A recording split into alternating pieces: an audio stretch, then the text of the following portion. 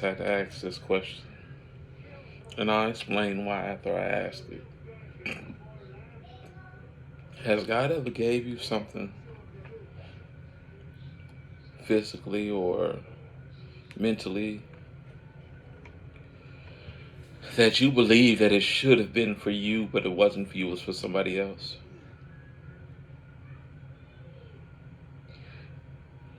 You had plans, you had articulations, you had things in order for this,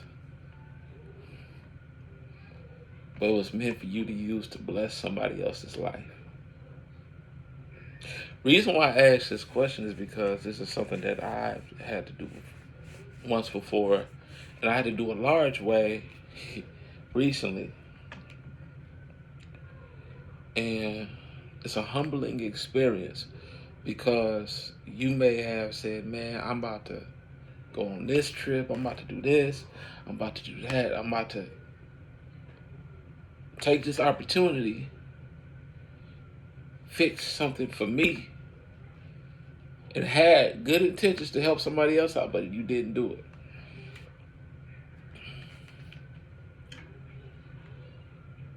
But God provided an opportunity in the way where you had no other choice but to help them out. When this happened for me, at first, I did it willingly. But at the same time, I'm like, God dang, man, I want to do this, I want to do that. My intention was to do this. And that did not happen. Sometimes, I want to say all this to say that sometimes God gives you something, gives you a seed to plant in somebody's life so that sometime later on, it may even come sooner than that, can bless you with something of equal value or double that. It's important to understand that you will not lack nothing. You won't miss anything. If it's God designed for you to do something, it's God designed for you to make it happen. Now, I want you all to understand what this is all about. This whole series is about saying that you will lack nothing.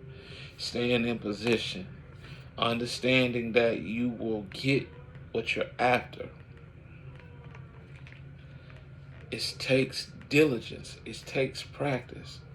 It takes you removing self. Like, for instance, for me, I'm a person that lifts weights, I exercise. I recently did a BMI scale. Now, BMI scales, I'm going to let you know off top. It's made by a Belgian white man. It's genetically made for white genetics. And yes, weight accurately is right.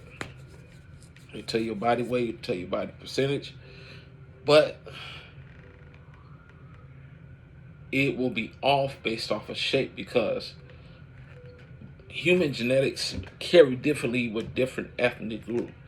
I, as a black man, my weight won't look the same on a Caucasian man or an Asian man or Arabian man, Mexican man, whatever. It will look different. I stood there on that scale and I already knew where my problem area was, just like every man. I'm big, I'm built nice, body look nice, but every man problem area is that lower abdomen. I looked at that scale, I looked at the scan, it showed me. My problem area is my lower abdomen. I'm not fat, but the fat that's causing the problem is right there. So that just go with targeting, drive. Me knowing that's where it is, I gotta hit it like I want it, so that when I look up one day, it's where it needs to be. We gotta understand that we won't lack nothing and staying in position. It comes with having faith. It comes with being diligent. Understand that in the Bible says faith without works is dead. Meaning if you don't work in it, you won't gain nothing.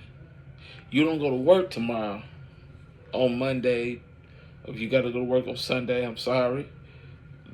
Monday, Tuesday, Wednesday, Thursday, Friday, and you don't go to work, don't expect a good check and come in 2 weeks. Don't suspect nothing you didn't put in for. I want you to know that, and I want you to digest that. Understand that to lack not, you got to trust. What is trust? Having faith. What is faith? It's the substance of things once hoped for, but yet that has not been seen. If you put the work in, you will gain what you need. But you got to understand that God promised that He will give you all that you need and that you will lack nothing. But it's up to you to believe that and put your faith in the forefront and put the work in. Trust in. The thing that I had to do was to trust that, okay, this is what God wanted me to do. I'm going to make it happen. And then at the end, I know that God's going to do His part for me. So with this, I want you to hone in and know that no matter what,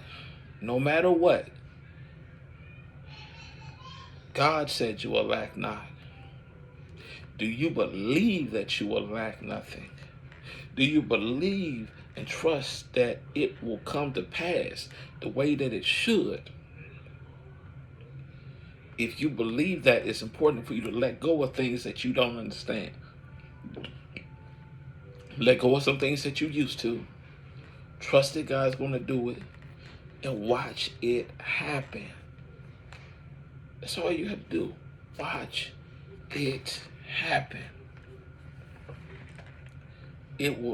Things will never come to pass if you don't put the work in it and you don't let God in the forefront of it and you do not move with it.